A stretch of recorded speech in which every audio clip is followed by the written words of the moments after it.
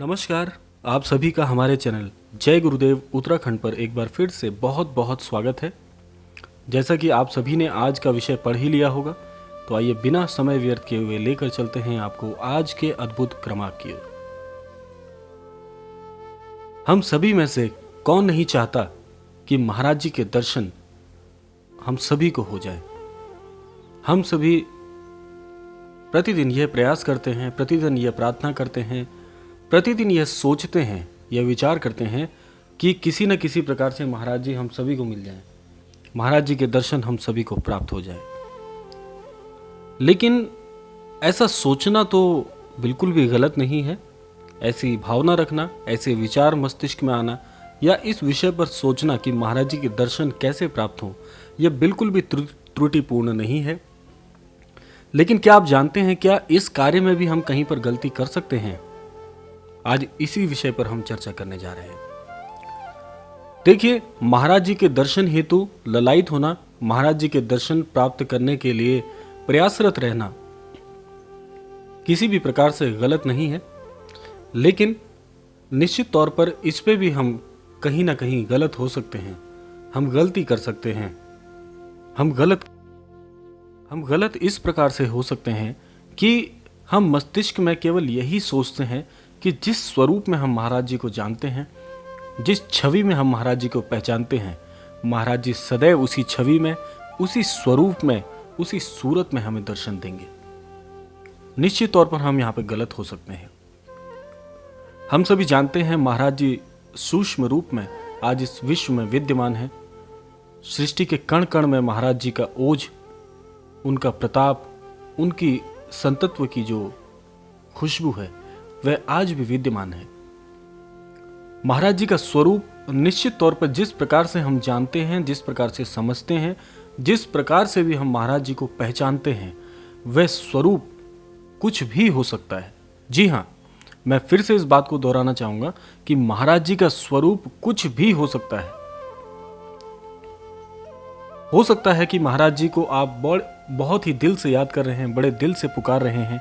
महाराज जी तक आप अपनी प्रार्थना पहुंचाने के लिए दिन प्रतिदिन प्रयासरत हैं। क्षण क्षण आप ये चाह रहे हैं कि महाराज जी तक आपकी बात पहुंच जाए और महाराज जी आपकी बात को स्वीकार कर उस पर प्रतिक्रिया दें। और उस प्रतिक्रिया में हम यह आस लगाकर बैठे हैं कि महाराज जी उसी स्वरूप में हमारे पास आएंगे, उसी स्वरूप में हमें दर्शन देंगे, उसी छवि में हमें आशीर्वाद देने के लिए आएंगे। तो आप इस बात को इस तरीके से सही समझ सकते हैं कि महाराज जी सृष्टि के कण कण में व्याप्त हैं। महाराज जी किसी भी स्वरूप में आपको दर्शन दे सकते हैं। जी हाँ, महाराज जी किसी भी स्वरूप में आपको दर्शन देने के लिए पूर्णतः सक्षम है। महाराज जी आपको एक स्त्री के वेश में दर्शन दे सकते हैं, एक बालक के रूप में दर्शन दे सकते हैं, साधु रूप में भी दर्शन दे सकते हैं, जिस रूप में हम उन्हें पहचानते हैं उस रूप में भी दर्शन दे सकते हैं। किसी नर मानव के वेश में आपको दर्शन दे सकते हैं, किसी भी रूप में महाराज जी आपको दर्शन दे सकते हैं। निश्चित तौर पर हम सभी को पहचानना होगा कि महाराज जी कौन है, महाराज जी किस वेश में हमें दर्शन दे दे, हम नहीं जानते हैं। और मैं आपको एक बात यहाँ पर बताना चाहूँगा, ये मेरा व्यक्तिगत अनुभव है कि मेरे साथ ये अनुभव हो चुका है। मेरे साथ ऐसे कई अनुभव हुए हैं। मैं आज अपना व्यक्तिगत अनुभव भी इस विशेषांक में जोड़ता हूँ कि एक घटना में महाराज जी के दर्शन हेतु मैं मंदिर में अपने परिवार सहित गया हुआ था। महाराज जी के दर्शन करके आया।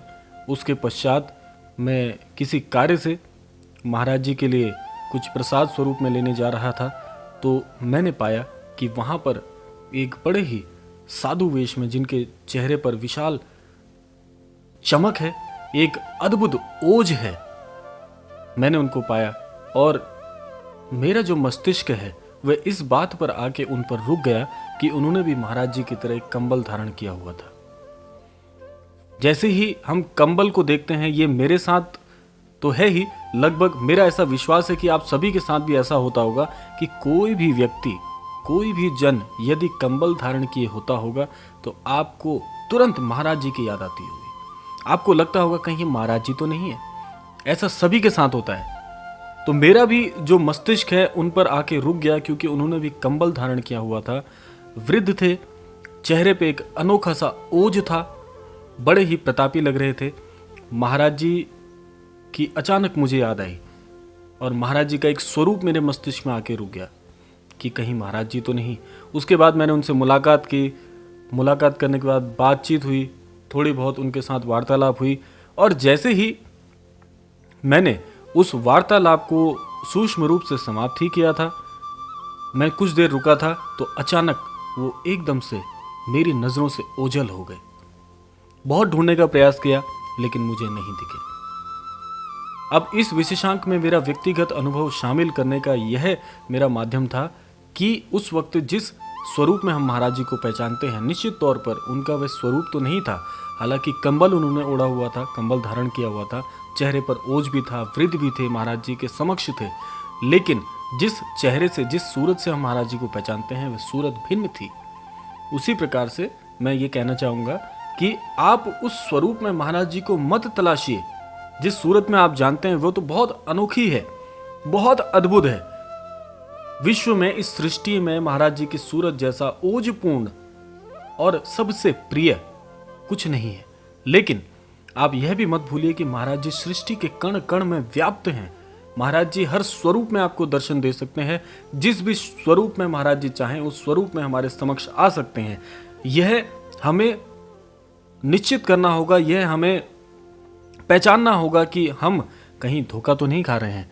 महाराज जी कभी हमारी नज़रों के सामने हो, हमारी दृष्टि के सामने हो और हम उन्हें पहचान नहीं पाए, यह बड़ा ही दुर्भाग्यपूर्ण होगा।